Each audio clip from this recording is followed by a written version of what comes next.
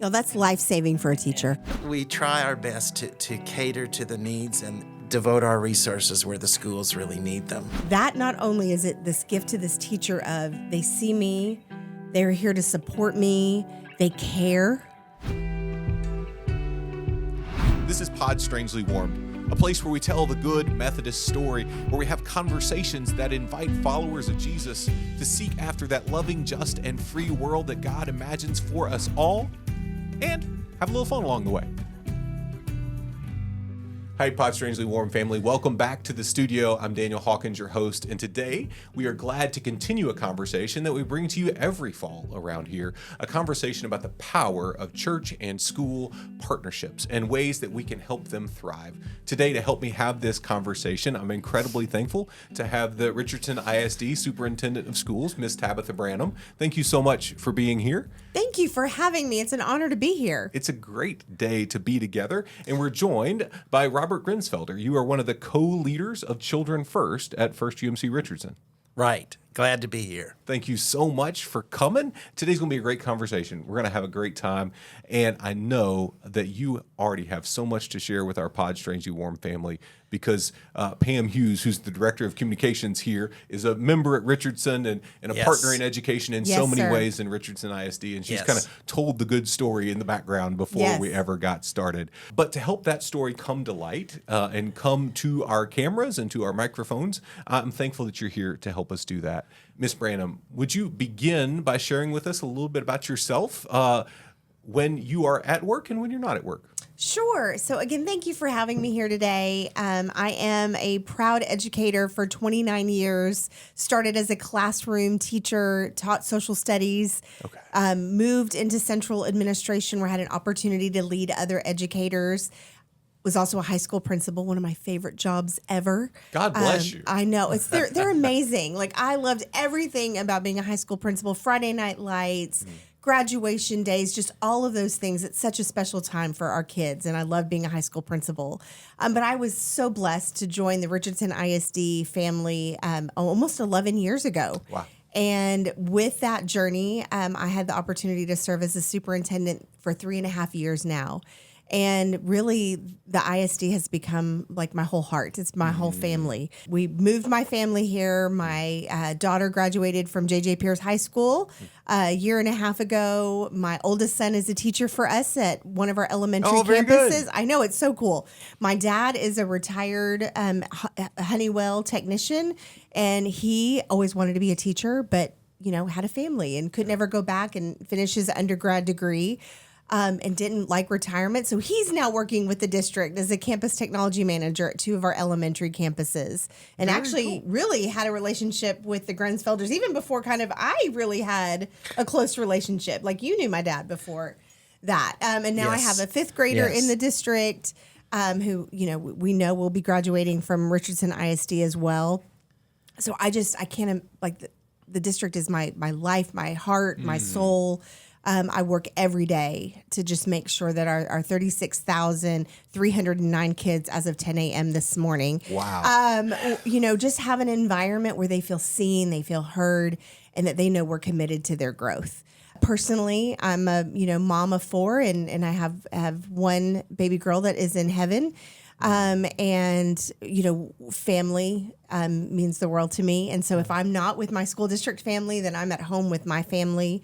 And really just try to be all in when I'm with them, because I know they sacrifice a lot to allow me to do what I do.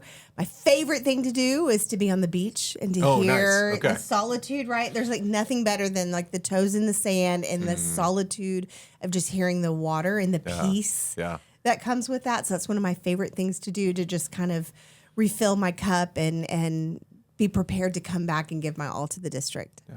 This is going to sound weird, but sometimes when you're in a position of major responsibility, like you are day in and day out, there's a gift of almost feeling small on the beach, right? Yes. There's a level of the enormity of the ocean and creation in your midst just becomes grounded in this, in that it's not all on my shoulders. It's not on my no, and that there's a beauty in that. Really, sometimes we also overthink our role. Yeah. And that, I have to sometimes remember, guess what? Tomorrow, our 36,309 kids are going to show up to school and things are going to be just okay. And that my impact, like, yes, do I play an important role in that? But my impact in that, I'm one of 5,700 other adults that all play a part in making Richardson ISD a special place, including our amazing partners. I think that reminder of, like, there's a much bigger universe than just you, and sometimes you can ultra focus on that. So big and yet so powerful. Yes. Very good. Did you bring something for yourself on the shelf today? Okay, so for myself on the shelf, I brought this because this really, from the moment I had the opportunity to serve as a superintendent, and truly an honor of a lifetime, a blessing of a lifetime, something that I didn't ever think would be possible for me. I didn't think anyone would see that I had the gifts to be able to lead a district, especially a district of our size. But I knew all along that this is my mantra. Every child, every day. How do we leave our organization better at the end of the day than we came in? So that means down to each and every child. How do we make sure that when they leave at the end of the day, when that bell rings and they go out to meet their mom and hug their mom or to run on that school bus, that they know they have left better than when they walked in? Incrementally, if each day they're doing that, and if I'm pouring into our staff so that they're leaving at the end of the day better than when they walked in, they're doing that for our kids. And as an entire school family, as a school organization, we're all going to grow and we're going to all achieve at the level that we want. But today we're just focused on how do we help you be a better learner, academic learner? How do we help you be a better human? And how do we contribute to all of those things that make you you? So every child, every day, that's who we are and what we do in RISD. I love it. I'm going to let Mr. Grinsfelder put it on the shelf. Perfect. In the Horizon Texas Conference, we one of our 5 strategic priorities gets at that same basic idea in slightly different language, right? We believe that every one of our churches should be invested in championing children and youth every day, right? Yeah. And so how can we be invested? Robert, you get to be a big part of that at First Richardson. Tell me a little bit about what you're doing at the church, but also what do you do when you're not at church? Well, first of all, let me tell you a little bit about me and my family.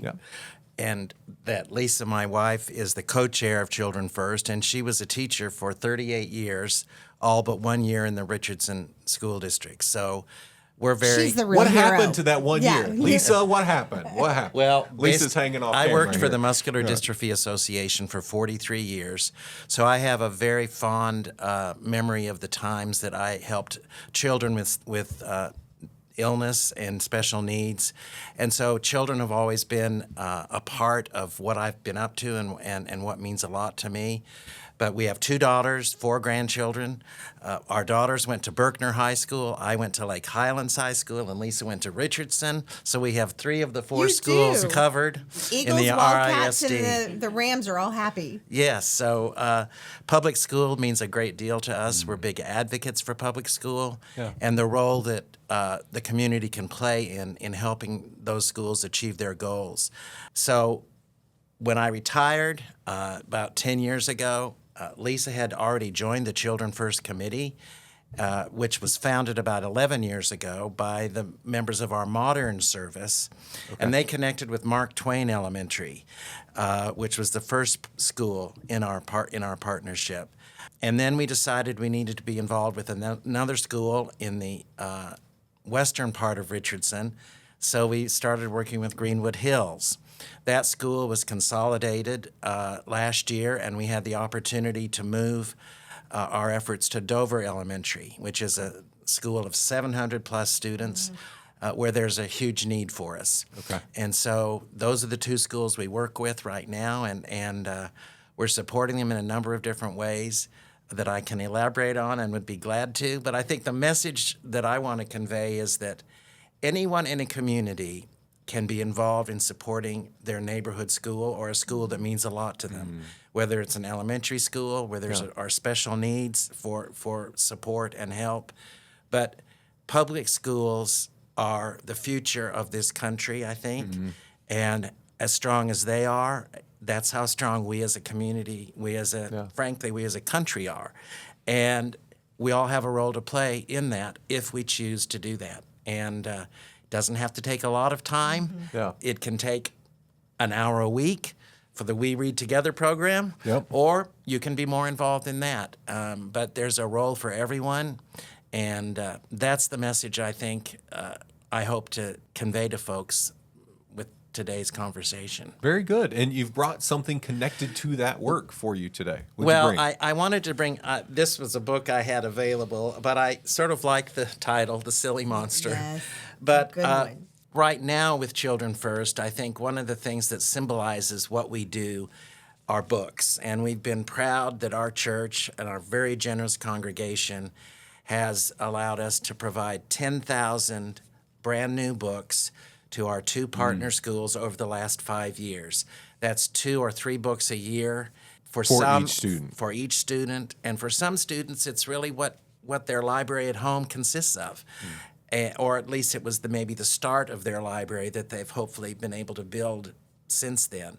So books are incredibly important to the Children First effort, and that's why I brought a book to symbolize that part of what we do. Very good. Robert, you've been a part of Children First for the last how many years? I've been a part about the last 9 years, and Lisa a little longer than that. Very good. Give us, for those of us who aren't as familiar with Children First, give us the 30,000-foot overview of all of the ways in which First Richardson is invested in the lives of the 2 elementary schools that y'all have partnered with. Well, I think, first of all, it's real important, as you were relating earlier in our conversation before this started, that the way to be most effective in a partnership, really of any kind, is to ask the partner what they need. Yeah. How can we help you? What do you wish you had that you don't have? Where are your needs? I think in the beginning of this program, back when they were talking about how to work with a school, they actually used the term adopt a school. Right. And that conveys a totally different dynamic in that relationship. It was what can we bring to you, sort of a we know best kind of approach. Yeah. And honestly, and certainly Lisa, who is a former teacher, my wife, had an understanding of what education was all about and how we could help. Yeah. But we found that the best way is to meet with the principal and just ask them and their other leaders in the school, what do you see us doing that would help you? If you could have us do whatever is on your wish list to make things easier for you and allow you to focus on really important things more so, then what are those things? Yeah. And those things are volunteering in the school, volunteering at school events, taking part in programs that will lift up children's skills. In the We Read Together case, of course, that's reading. Right. And perhaps being involved on the PTA, if that is something that needs more involvement from the community. Being on the site-based management team, which Lisa and I are for Dover, which exists at every school, I think, around the country probably. So there's a place for everyone. And you can be as involved as your time and your resources will allow. Join the PTA at the school that in the neighborhood you live in.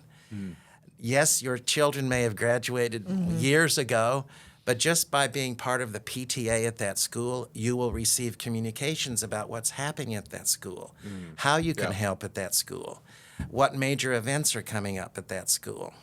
For example, in the neighborhood we live in, which is not where one of our partner schools are, that school is having a 50th anniversary celebration this October, Jess Harbin Elementary. And so we're going to be involved in that. And we've joined that PTA again after quite a hiatus there for many years. So just being more involved in your local schools, wherever they are, is going to be critical to their success as we move forward. I love that you begin because y'all are doing a whole lot and you've told me some of what you do, but not all of it, in part because you wanted to make that point first. Being a good partner involves being a good listener. And I think it does. So often, if we ask ourselves, where do well-meaning, good-intentioned church people miss the boat, right? It's when we say, well, we've got the idea, we're going to come to you with the idea that will fix your problem, right? that we've identified, right? Rather than saying, how do we partner well? Yeah. How do we listen well? And how do we come alongside? Yep. Right? Because no matter how invested the church, the school leadership is still going to be there more than we are. Right? They're still going to be walking every day with those kids. They're still going to be charged with that work. And so how do we listen well in the midst of that? Each of the last 3 churches that I've had the privilege of serving have had really powerful school partnerships, right? And in 2 out of the 3, before I got to where I'm at now, mentoring was the biggest part of what we did. I'm convinced and convicted about the power and importance of mentoring. And so I was, Mr. Pastor, I'm going to bring this and we're going to do this because it matters. And every kid should have that. And yet, when we talked with our principal at our local school, mentoring mattered, but they wanted to begin with tutoring. But they can be combined. They sure. are. Yeah, the spirit you bring to tutoring makes it mentoring with academics, right? Yes. I mean, Yes. and Yes. so, but we had to walk with our leadership through. We had this in our mind. Let's pivot and listen and follow well, Yes. right? Yeah. Ms. Branum, as you Yes. sit and think not just about First Richardson, but all of your community partners, what are some of those hallmarks of good community partners from the school district's perspective? Well, first and foremost, I just want to communicate from a school district perspective how much we value and appreciate our school partnerships. In Richardson ISD, almost 60% of our students live in poverty. There are many of our students where their most outreach is in the 4 walls of their apartment complex. And so the opportunities to engage, to understand, to be inspired, to experience are sometimes so limited. And as an ISD, we're asked to do a whole lot. There's a whole lot of mandates from all kinds of different directions and shrinking resources and student needs that grow. But we have such high hopes and big dreams. Our theme this year is all grounded in dreaming big for our kids. Yeah. And we want every one of their dreams to come true. And we can't always do it alone. Yeah. And it's where the power of that partnership comes in which there is this gap that's being able to be filled in a way that as a district, as a superintendent, I dream of being able to do, but I just don't have the resources or we don't have the opportunity to do so. And so that's where that listening and having that opportunity to have a real dialogue with the principal, I think even more than the superintendent, because of our 50 campuses, we have campuses that are completely different. Right. I may have one campus of which it may have 400 students, and primarily they are affluent parents that provide opportunities and experiences for their kids. I may have another campus that it's 100% economically disadvantaged, and they are students that are emerging bilingual students, refugee, asylee students. Their needs are completely different than maybe another campus in which it's 100% economically disadvantaged population, but the student need and where they're coming from is completely different than the other campus. Yeah. So to say, to your point of, we're going to define a partnership this way, and this is what we want our church partners to do, even I would be missing the boat on an opportunity, because what each of those schools need and what their students need is individualized. And so having that partnership, and I really call it a relationship. It's not it's not just a partnership. Like, I know and love the Grinsfelder. Like, I love them, and I know and I trust them, and I know I trust the partnership that we have, that I could call and say, hey, I need this, or could we adjust? And there's a trust on their side with me as well, that they're going to understand that, hey, this is where we are at this moment, and this is why this needs to be a priority. So that relationship and that ability to listen to one another. I think on a school district side, sometimes we don't listen. And sometimes we don't understand that for it to be a relationship, there needs to be some reciprocity there. It can't just be the church giving to us, or the partner giving to us, but it's also, how are we helping to also achieve what it is that you want to achieve? How do we support your mission? How do we help you with your message of what does it mean to make a difference in the lives of kids? And that we are more powerful when we work together and we listen to one another in that way. And there's a synergy that develops. in which suddenly there's a momentum and what's next? How do we build upon that? Or how do we take that to the next level? How do we add? How do we serve more? That I don't think would be possible if we approached it singularly from either perspective. Yeah. And the best of these partnerships, these relationships are built over years, right? You've been at this 9 years. The church has been at it 11. It's been a part of your entire 3.5-year period in your role now. And it doesn't happen overnight, right? When we walk through this piece of paper that has all of everything that is involved in Children First, right? For some of our churches that are at the beginning stage of something like this, it may feel a little overwhelming, right? It's like, okay, I know how to begin. Begin by having the conversation and listening well and partnering well. But, when I hear read with a kid and support teachers and staff appreciation and 10,000 books over, it can feel like it's stacking. And yet, even First Richardson, which is one of our larger churches, didn't get there overnight, right? It's been a decade in the works. No, and it has been evolving, but I think from the beginning there has been a commitment from Clayton Oliphant, our senior pastor, and all of the staff to make sure this program evolves and grows. And that means, though, making it visible at church, in our services. That means allowing for opportunities to raise money. The books were purchased by us, and you can add up the cost of 10,000 books in your averaging $8 to $10 each, and there you are. But, for example, the Lenten offering at our church, which in most churches is a significant part of the money we raise, is devoted to the Children First programs that you see on that brochure that you described, but it's also to allow us to be a major sponsor of the Backpack Bash, sponsored by the school district, that is a program designed to provide school supplies to as many Title I students as we possibly can. And that's growing. That's a growing program that needs funding. And for our church to be able to be a major funding partner, we have to create opportunities for those funds to be raised at the church and really be serious about it and keep it up every year.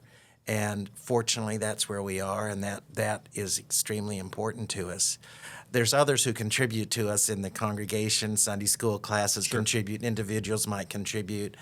Other groups might tie in with us to help raise money. But that's the bulk of where we raise the funds to do what we do. So, and we're able to do things at the schools that maybe their budgets don't allow them to do.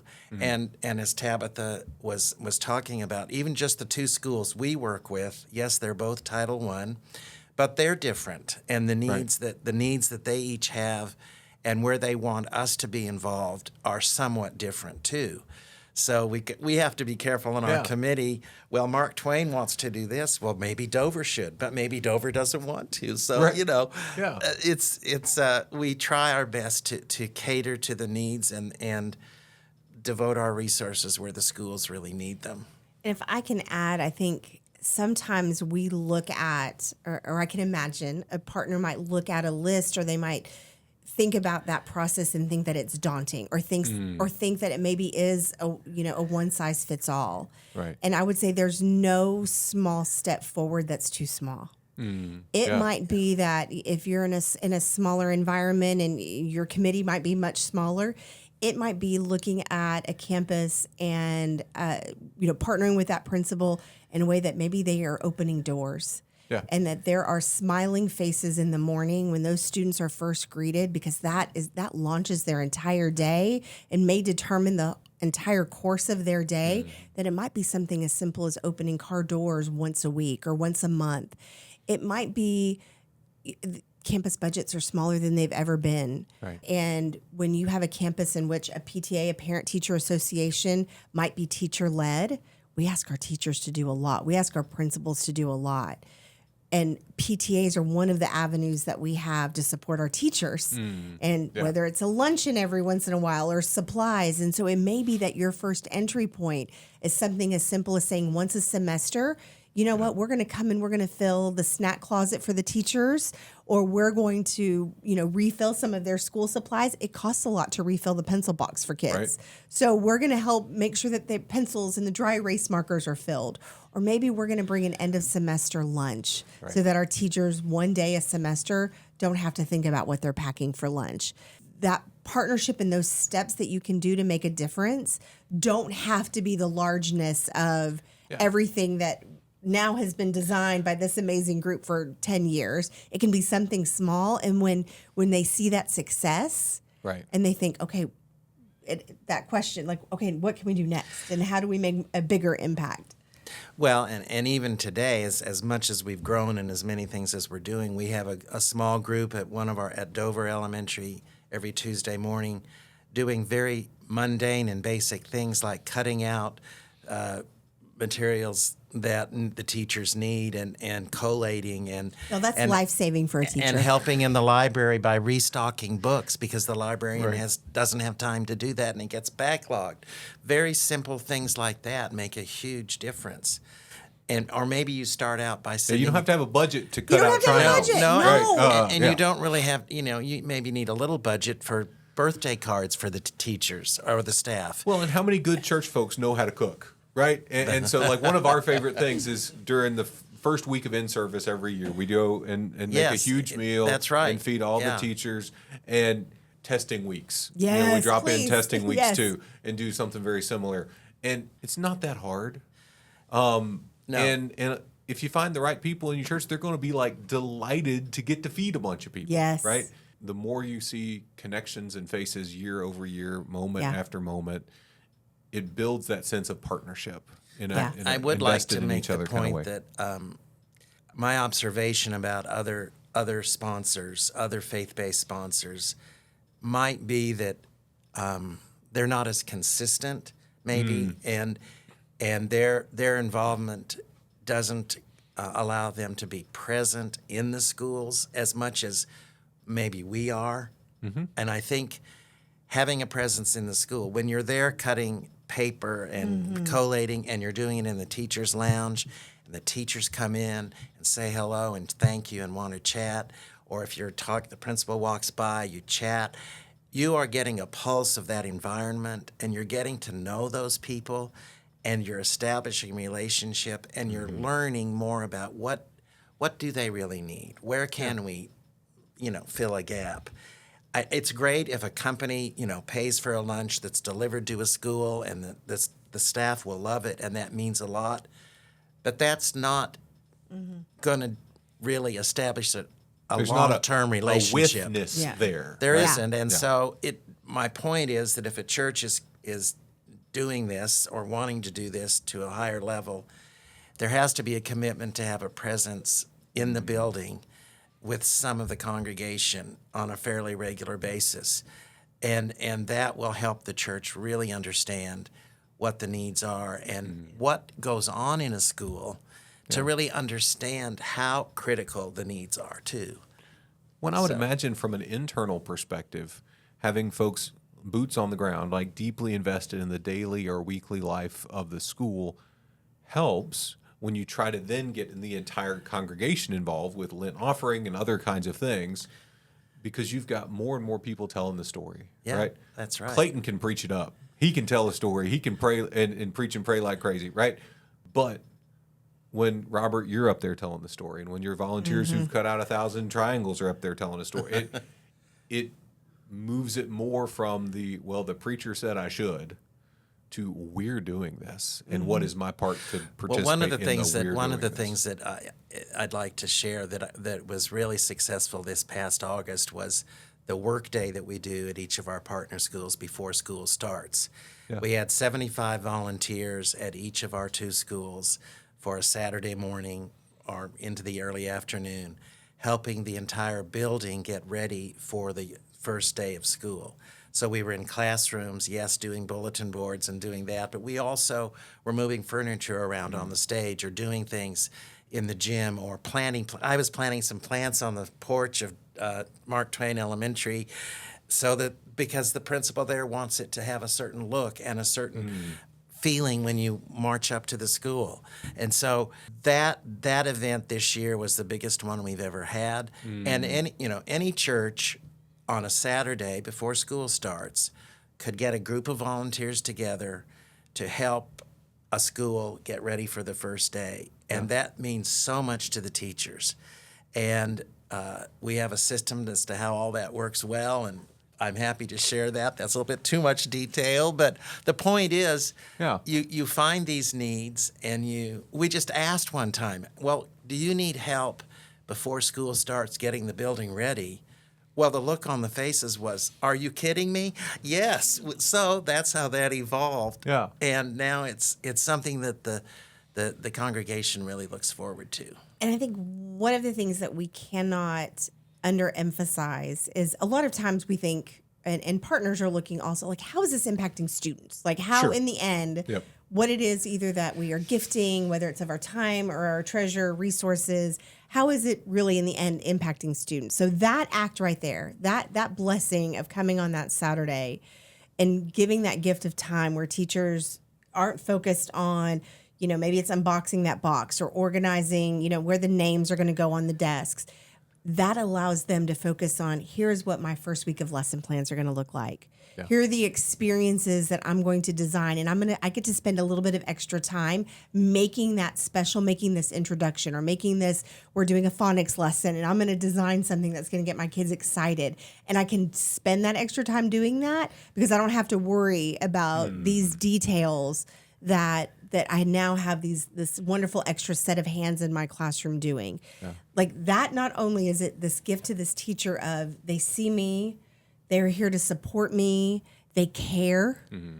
They care about my well-being. I may not have to be here until 10 o'clock the night before school starts because I've had this extra set of hands, but also it's allowing me to be the best teacher I can be for my kids. It's allowing me to focus. I went to school, I've been educated, because I have a gift to be able to help grow kids. Yeah. And that's where we want our teachers spending their time. Yeah. And so to have that kind of relationship, it's game-changing for teachers, and it's also game-changing for our kids. Well, and that's the end of the day what the aim is, right? It's every kid, every day. Every day. Right? Yes, every child, every day. We hope to transform the world one life at a time, right? Yes. That's the ultimate goal. And to be invested in ways that are big and ways that are small, do that and help do that. I love that you've made a point, right? You talked about a lot of different ways in which the church is invested. We've got folks on campus every week. You've got big church-wide connections. The intention of doing both of those things really matters, right? Because if this was just Robert and Lisa's thing, it'd be fine. It'd be good, but would it be everything that it is? Does that make sense? Y'all are amazing humans, capable of a lot of things, right? But when the whole community comes behind and comes along. Well, and we have a great committee of 10 to 12 people that many have been on the committee since the beginning. We actually took over the chair role of the committee after Tim Griffey, who was the original chair, or maybe the second chair, for about 5 years. So we built on what he and the committee established, and so yes, we have a great committee, and we absolutely could not do it without the generosity of the congregation and the support of the leadership of the church. One thing I did want to make a point about, though, about working with the school is not to focus only on the teachers. I think in the beginning we wanted to do everything for the teachers, but not for the entire staff. And now we for the last 4 or 5 years, we've been focused on whatever we do for the teachers, we do for the staff, like the meals we provide. It's for the entire staff. Because the office staff, the cafeteria staff, the maintenance staff, everybody is the school. Yeah. And we need to embrace the entire school and everybody there. Yeah. And that's something we've learned over the years. Well, and to that point, again, technology has become a pivotal role in our elementary campuses. Our students test and do all kinds of things. It's a part of the curriculum. And again, I mentioned that, that my own daddy now serves and supports campuses in that role. And preparing when you have campuses that have 400 or 500 students and you need to have those, iPads ready for day one of learning.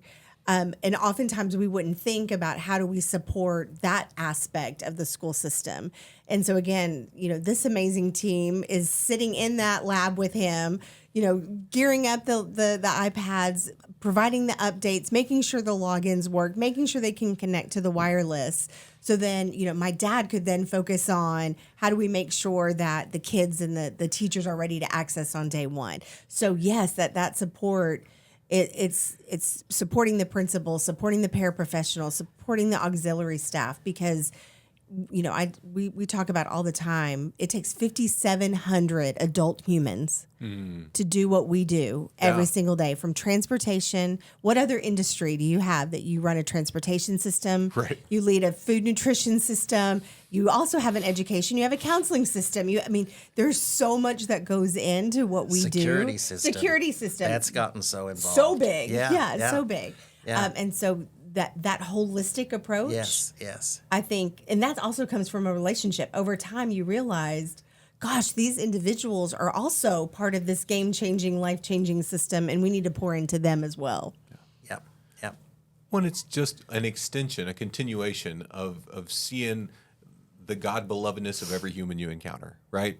And I remember where we serve right now, we make sure we feed everybody, right? Everybody who's on campus that day is getting fed. Yep. And one of our Vacation Bible Camp families, mom is one of the cafeteria workers at our local adopted school partner. Exactly. And the first, she said, "Hey, Bash," we kind of had the hey chat, and she's like, "You're feeding me?" Oh my, like there was a level of, I'm the one who feeds people on this campus, and y'all are here to feed me. Like it hit and landed in a way that helped her feel loved and seen and valued. Yes. And so, let's make sure we're supporting the entire campus as we gather around. We've had a fantastic conversation, and I'm quite certain that the three of us could talk for the next 3 hours if we wanted to. But I don't think Dustin's video drives are big enough. We don't have enough gigs of space on there. So as we kind of come to near the end of our time together today, if there was one thing that you wanted to make sure people left with today, what would that be? Actually, I have two. Perfect. I think one is that it really is a relationship, and that the relationship goes far greater than the acts of service. Mm-hmm. It is the commitment to coming and learning about the district and learning about other ways that they can support just by being knowledgeable about what's happening. Mm. Right now, we happen to sometimes live in a world of keyboard warriors. And so sometimes things are, said or communicated, behind a screen, and that we have these individuals who are educated and aware and know and can often help make sure that the accurate information is being spread. I will also say that, Clayton, every once in a while, and I don't know how he knows, but he will know that just from a leader to a leader, that I needed some words of just affirmation or words of hope. And again, I think that comes from a relationship. Yeah. And not just a partnership. And then the second thing is I also want to celebrate the work that they've done, because the Grinsfelder family and this group, they are a model. When we're meeting with our other faith-based partners or just other partner organizations, we have this model to say, look at what's possible. It doesn't have to look like this in year one. Yeah. It didn't. It didn't. Yeah. Right. No. It doesn't have to look like, but this is something that you can, potentially have a goal to work towards. And it doesn't have to be one size fits all. And I think that having that model puts a lot of healthy pressure too on other organizations to say, well, wait a minute, if they can do this, we can too. Yeah. And I think that that's such a special thing. That both can serve that organization and the school district. But in the end, we love our kids. Like, that's all I do all day. We just want to love and grow our kids, and to know that there are other organizations, and I'll get emotional. Like, there are other organizations that care about our kids as much as we do. There's not enough words of gratitude and appreciation. Amen. Well, 3 of those kids were Estrella, Michael, and Arius, 3 of my children that I've read to through We Read Together.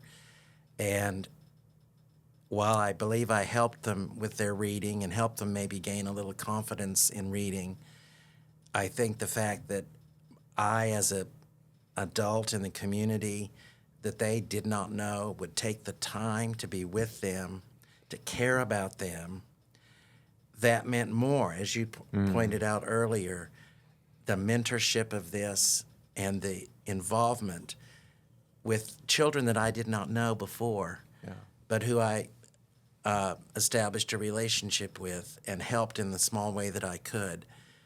That's something that hopefully will carry them a little bit further in their, you know, on their road to learning and mastering English as they will need to moving forward. And anyone can have that experience. Yes. You don't have to be a former teacher. Nope. If you know how to read, and if you can read in Spanish and English, that's even better.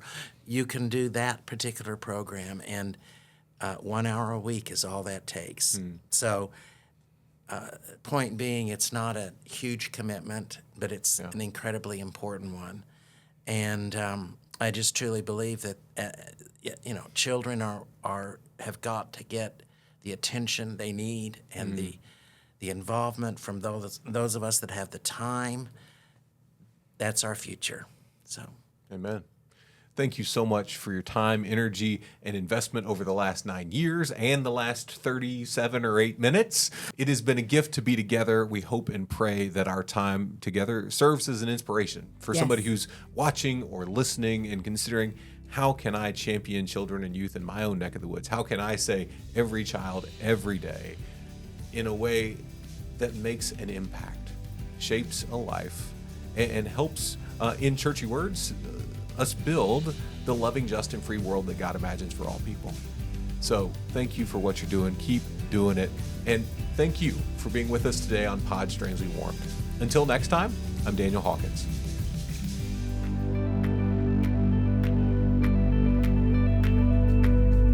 This has been Pod Strangely Warmed. If you enjoyed our conversation today, know that you can find us anywhere you find podcasts. On Spotify, Apple Podcast, YouTube, any and all the places, we are there. So if you want to continue the good United Methodist conversation that you've been a part of today, find us, like us, rate us, review us, and share with a friend so that the good news that is happening right here in our own midst can amplify even more.